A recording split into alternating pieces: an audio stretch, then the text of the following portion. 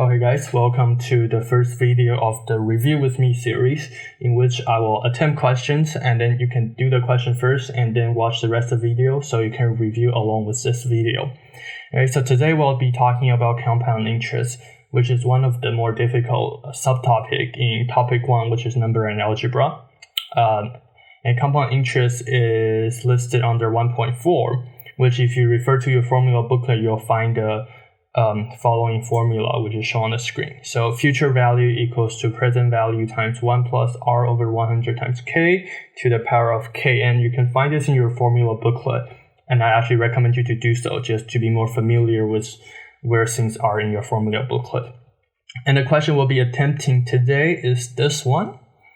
So let's make sure you can see that. Okay, so on January 2002, Mai decides to take out a bank loan to purchase a rabbit earphone case. So Mai takes out a loan of $P, and the bank offers nominal annual interest rate of 1.6%, which is compounded monthly. The size of Mai's loan at the end of each year follows a geometric sequence of common ratio R. And this question asks you to find R.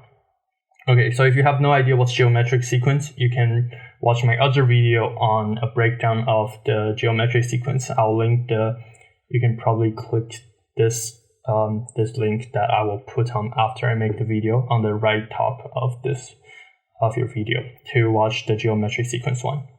Okay, so here's where I would recommend you to pause the video and try this question for yourself a little bit and then see if you can figure it out. Okay, so I hope you have attempted the question, and then here I'll give you how I will approach this question, and then more importantly, how to make everything clear for the examiner, so even if you don't know how to do the question, you still get some points. Okay, so first let's take a look at this question. Okay, what's the important thing in the informations? So Mai decides to take out bank loan to purchase a rabbit earphone case, not relevant to you. The loan is the size of $P, that's kind of important.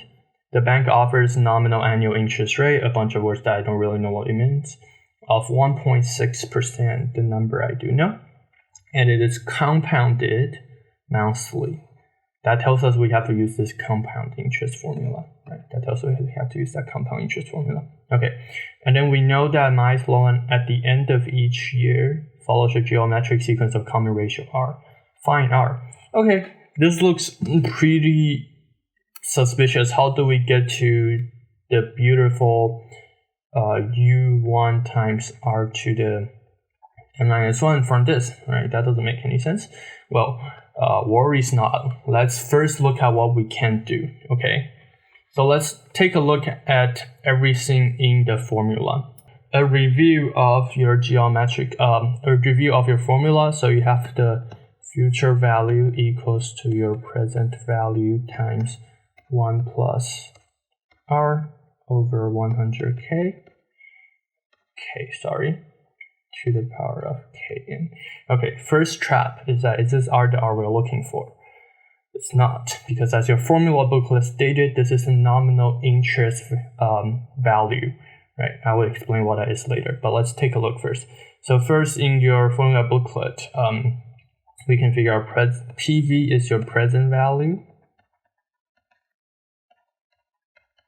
In this question, it is P. Very nice. Okay. And then K, right? K is the period in which you compound, like how many times you compound it every year. So if K is monthly, that means in a year, I will compound it 12 times because I have 12 months in a year. So K equals to 12. Okay. And the next one is your R, which is, as I said, your annual rate of interest, and it's its nominal value. So in this question, we see that the annual interest rate, is 1.6%, right? It's 1.6%.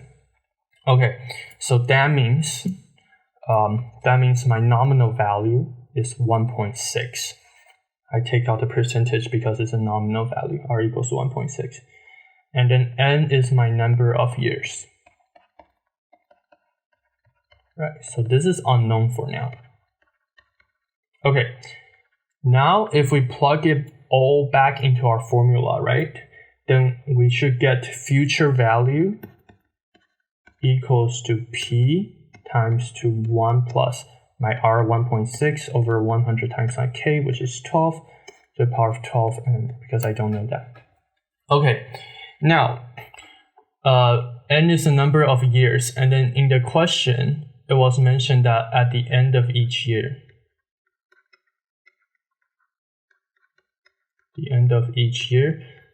right? At the end of each year, this forms a geometric sequence. So that means, okay, this is an important part. So that means when N equals to 1, N equals to 2, N equals to 3, etc., because I'm going on by year, this should time my common ratio R to get it. Right? So let's see, if we use any of the two and then we divide this two, I should get my R, because division is a reverse process. Okay, then let's just figure out what's future value when N equals to 1 and N equals 2 then. So for my future value,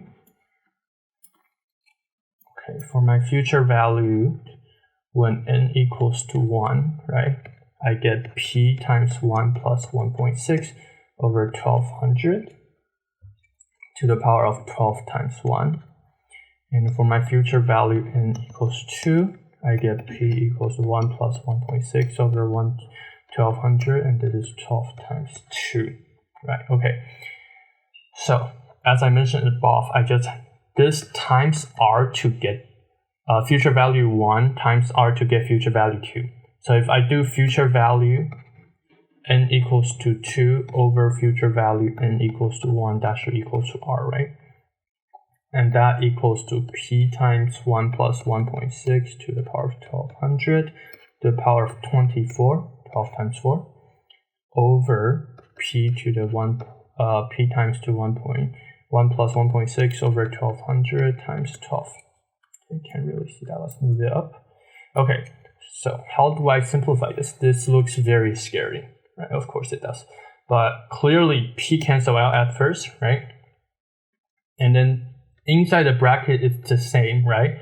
So this is essentially equivalent to if I have x over 24 over x to the power of 12, because the inside bracket is the same. You can think of it in similar terms. This equals to x over 12.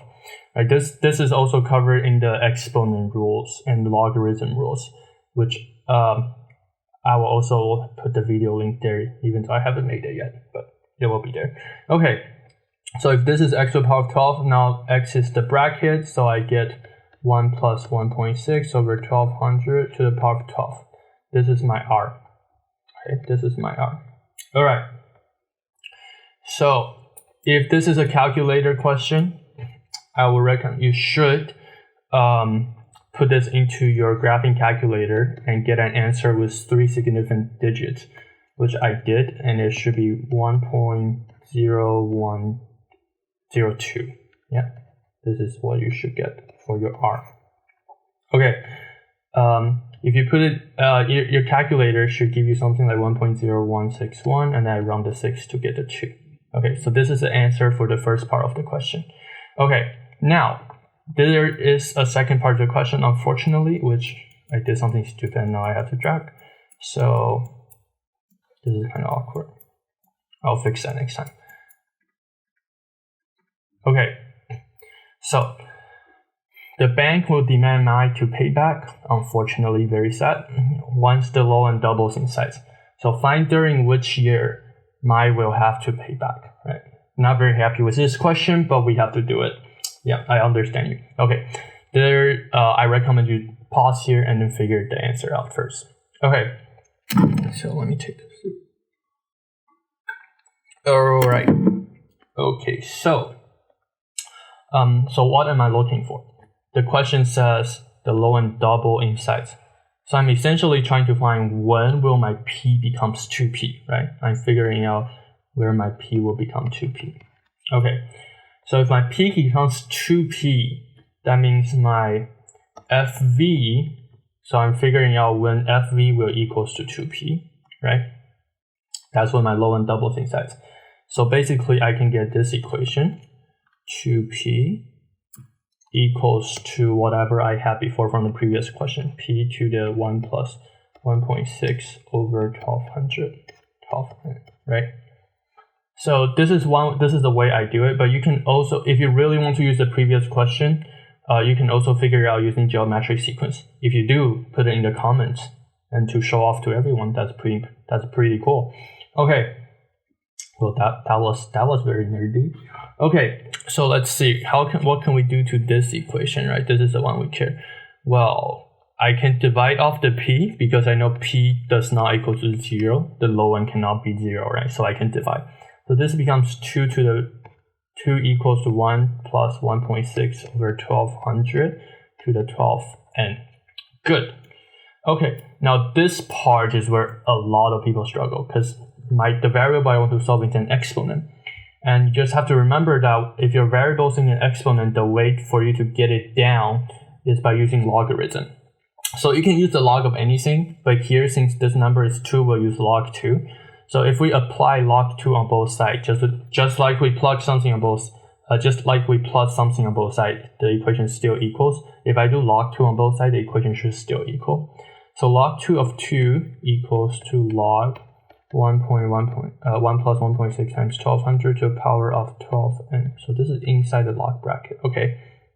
Right, so if you look at your logarithm formula, which we'll also be covering in another video that I will put the link here you can click it to check it, and then that will be a breakdown of how does these formulas work, right? Okay, so the formula shows that if you have something inside a logarithm that has a power, you can drop the power to the front, right? That looks like magic. Look at go watch the other video. Also get me more views, thank you. Okay. So this is further simplified to 12n times log 1 plus 1.6 over 1200. Okay, so this is a number, right? This is a number. That's important to know. This is a number. This is a number. And what's log 2 over 2? This is 1. Right? 2 to the power of 1 is 2. Okay, so this is a number. That is a number. I can divide these 2 to the other side, right, to get my n. So my n equals to 1 over 12 log 1 plus 1.6 over 1200, right? This you can type in your calculator to still get an answer, right? It should be around 43.3506, and then on an IB exam you go to 3 significant figure, which is 43.4, right? So I will have to pay back in 43 years. That's pretty good. I like that. Maybe that's why I made a number like that. You never know, right? But the question asks you during which year, right? You can't be during the 43.4 year. That doesn't make any sense. So your answer is during the 43rd year. Good. Okay, so this is the end to this Review With Me series. This is on compound interest. Please subscribe and put the like button so that more people will see this video. The more people do good on IB exam, your curve will probably still be better. I think that makes no sense. Yeah, but still share my video, please. Okay, that curve is not important. It doesn't change anyway. Okay, yeah. So please subscribe and like the video, and then let me know if you want any specific topic, or put it in the comments, or if you have any specific question you want me to go over, you can use the email link below. That's right, andrewmath2021@gmail.com. All right, thank you. Well, I wish you the best luck on your IB journey. Thank you. See you next time.